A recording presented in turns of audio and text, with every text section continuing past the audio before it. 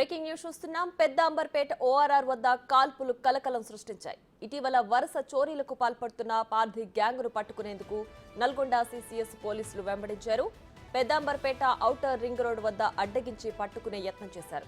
నిందితులు ఎదురు తిరగడంతో గాల్లోకి పోలీసులు కాల్పులు జరిపారు. అనంతరం నలుగురిని అదుపులోకి తీసుకుని నల్గొండకు తరలించారు.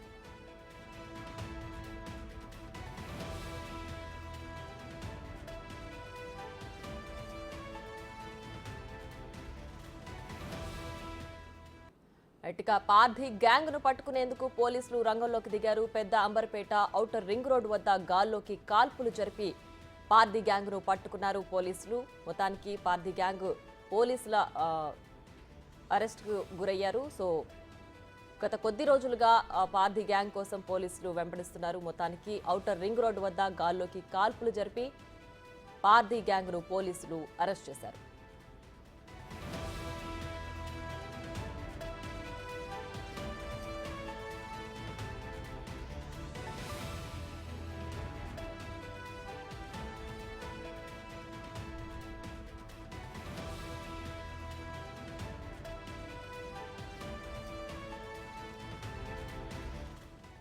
పెద్ద అంబర్పేట ఓఆర్ఆర్ వద్ద కాల్పులు కలకలం సృష్టించాయి. ఇటీవల వరుస చోరీలకు పాల్పడుతున్న పార్థి గ్యాంగ్ ను పట్టుకునేందుకు నల్గొండ సిసిఎస్ పోలీసులు వెంబడించారు. పెద్ద అంబర్పేట ఔటర్ రింగ్ రోడ్ వద్ద అడ్డగించి పట్టుకునే యత్నం చేశారు. నిందితులు ఎదురు తిరగడంతో గాల్లోకి పోలీసులు కాల్పులు జరిపారు. అనంతరం నలుగురిని అదుపులోకి తీసుకుని నల్గొండకు తరలించారు.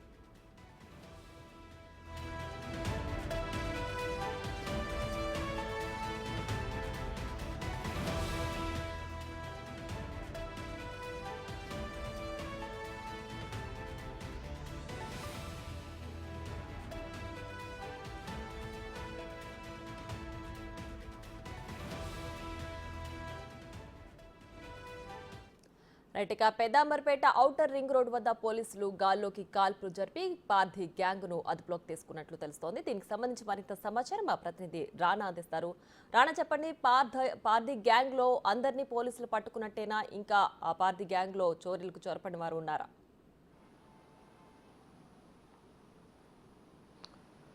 పార్థి గ్యాంగ్ సంబంధించినటువంటి ఇద్దరు వ్యక్తుల్ని ఇవాళ పోలీసులు ఛేదించి మరి వారిని పట్టించుకున్న పరిస్థితి కనపడుతుంది. దాంతోపాటు పెద్దంబరపేట ఓఆర్ఆర్ ఎక్కే చోట అక్కడ వాళ్ళు పోలీసులు చూసి తప్పించుకోవడానికి ప్రయత్నించారు.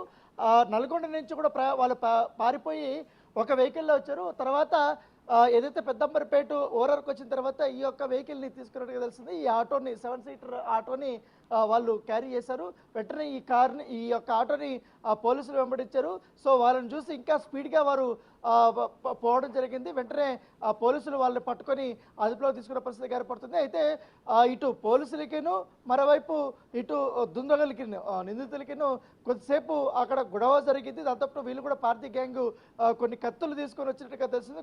పోలీసుల పైన దాడి చేయడానికి ప్రయత్నించినట్టుగా తెలుస్తుంది. అయితే పోలీసులు వీరిని ఎట్టి పరిస్థితుల్లో పట్టుకోవాలనే ఉద్దేశంతో గాల్లోకి కాల్పులు కూడా జరిపినటువంటి సంఘటన ఇదైతే పెద్ద సంచలనంగా మారిందని చెప్పుకోవచ్చు. అక్కడి నుంచి వారిని పట్టుకొని ఏదైతే అబ్దుల్లాపూర్ మెట్కి సంబంధించిన పోలీస్ స్టేషన్కి వారికి తరలించిన తర్వాత నల్గొండ పోలీసులకి సమాచారం ఇచ్చారు. నల్గొండ పోలీసులు ఇక్కడికి వచ్చారు. వచ్చిన తర్వాత వారికి కూడా కొంత గాయాలైనట్టుగా తెలిసింది. గాయాలైనటువంటి లోకల్గా ఉన్నటువంటి హాస్పిటల్కి తీసుకెళ్లారు.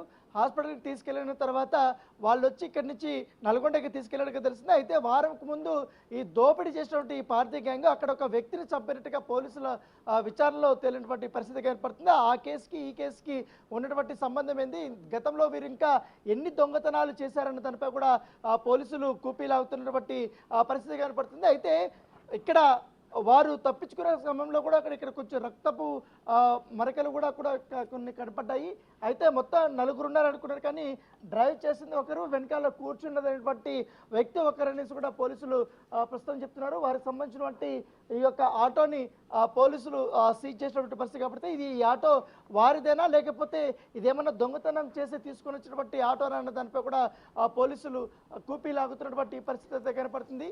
దానితో పాటు ఇటు నల్గొండకు సంబంధించినటువంటి క్రైమ్ బ్రాంచ్ పోలీసులు కూడా చాలా ప్రతిష్టాత్మకంగా తీసుకున్నారు ఈ కేసుని.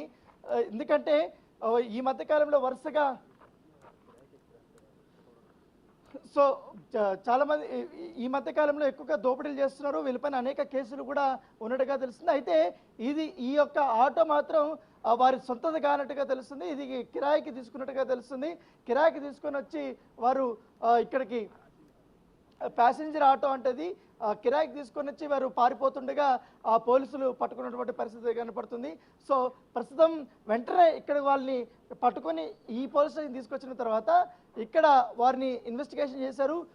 ఇన్వెస్టిగేషన్ చేసిన తర్వాత వారి దగ్గర ఉన్నటువంటి ఆయుధాలు కానీ అవన్నీ కూడా స్వాధీనం చేసుకొని వాళ్ళకు అక్కడ లోకల్గా ఉన్నటువంటి పోలీస్ స్టేషన్కి కూడా వాళ్ళకి కంప్లైంట్ ఇచ్చారు. వాళ్ళు వెంటనే వచ్చారు. వచ్చిన తర్వాత వారిని తీసుకెళ్ళినటువంటి పరిస్థితి కనపడుతుంది. వీరి యొక్క నేర చరిత్ర పైన కూడా పోలీసులు పూర్తిస్థాయిలో దృష్టి పెట్టినటువంటి పరిస్థితి కనపడుతుంది. ఎందుకంటే నల్గొండ జిల్లాలో పార్టీ గ్యాంగ్ గురించి కొత్తగా చెప్పాల్సిన అవసరం లేదు. గతంలో కూడా అనేక క్రైమ్స్ కూడా వీరు పాల్పడ్డారు. వీళ్ళు దోపిడీలు చేయడమే కాకుండా అడ్డు వచ్చినటువంటి వారిని అందరినీ కూడా మట్టు పెట్టగల సత్తా వీళ్ళ దగ్గర ఉందనేసి కూడా చెప్తున్నారు. గతంలో కూడా మర్డర్ జరిగింది కాబట్టి ఆ మర్డర్కి సంబంధించినటువంటి విషయాలకు అలాగే ఈ దోపిడీకి సంబంధించి ఇప్పుడు వీళ్ళు పారిపోయిన దానికి పూర్తిగా లింకప్ అనేది ఉంటుందనేసి కూడా పోలీసులు భావిస్తున్నటువంటి నేపథ్యంలో దాని తగ్గట్టుగా కేసులు నమోదు చేసినటువంటి పరిస్థితి ఏర్పడుతుంది. ఈ కేసుని చాలా ప్రతిష్టాత్మకంగా తీసుకున్నారు. ఇప్పటికే నల్గొండ సంబంధించినటువంటి ఎస్పీ కూడా ఈ కేసు సంబంధించినటువంటి అన్ని కూడా పూర్వపరాలంటే కూడా డీటెయిల్స్ అంతా కూడా తీసుకొని మాట్లాడుతున్నట్టుగా మనకు సమాచారం ఉంటుంది. మరి కాసేపట్లో ఈ నిందితుల్ని ఇద్దరిని కూడా ఎస్పీ ముందు కూడా హాజరుపరచనున్నారు. ఇప్పటికే ఈ గ్యాంగ్లో గతంలో పనిచేసినటువంటి వ్యక్తులందరూ కూడా పారిపోయినట్టుగా తెలుస్తుంది. పారిపోయినటువంటి వారి కోసం ప్రత్యేక గాలింపు చర్యలు కూడా చేపట్టాలని కూడా వారు భావిస్తున్నట్టుగా మనకు సమాచారం అవుతుంది. సో ఒక ప్యాసింజర్ ఆటోని తీసుకొని వచ్చారు. ఈ ప్యాసింజర్ ఆటోలో పారిపోవడానికి వారు ప్రయత్నించారు. సో ఈ ఆటోను కూడా ఇప్పుడు వారు సీజ్ చేశారు. అయితే ఇది రెంట్కి ఇచ్చే ప్యాసింజర్ ఆటో కాబట్టి దీని యజమానులు కూడా పోలీస్ స్టేషన్కి వారు వచ్చినట్టుగా మనకు సమాచారం ఉంది. వాళ్ళు కేవలం మామూలుగానే వచ్చారు, ప్యాసింజర్ లాగా ఎక్కారు. కాకపోతే వాళ్ళు దొంగలని మాకు కూడా తెలియదు. తీరా చూస్తే వారు మా యొక్క ఆటోను తీసుకెళ్ళిపోయినటువంటి పరిస్థితి అయితే కనపడింది అనేసి కూడా వారు చెప్తున్నటువంటి పరిస్థితి కనపడుతుంది.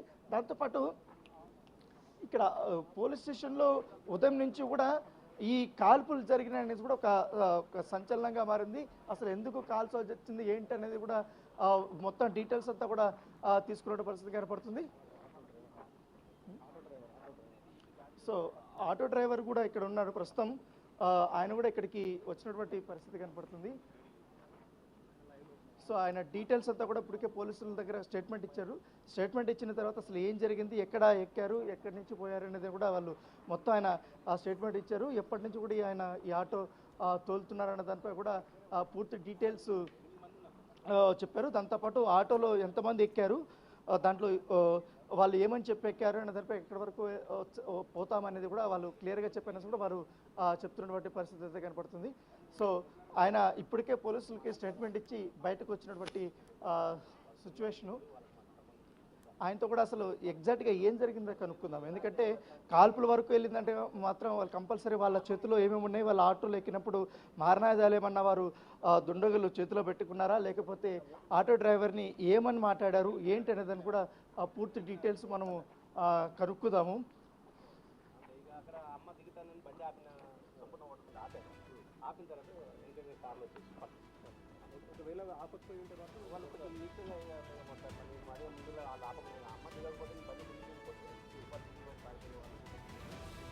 సో ఇప్పటికే పోలీస్ స్టేషన్కి ఏసీపీ కూడా చేరుకున్నారు.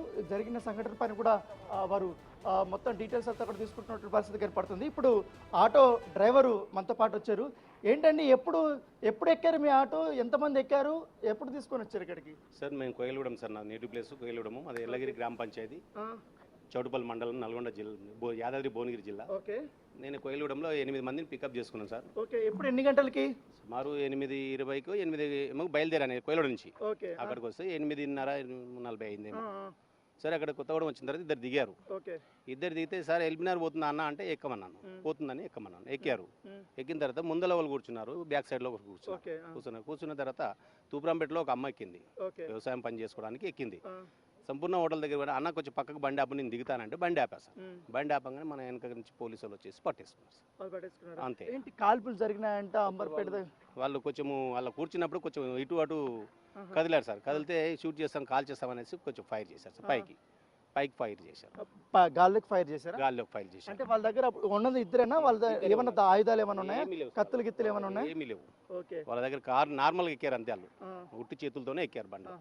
అదే సార్ పోలీసులు పట్టుకొని వచ్చేస్తారా? పట్టుకొని తీసుకెళ్ళారు సార్. అంతేనా?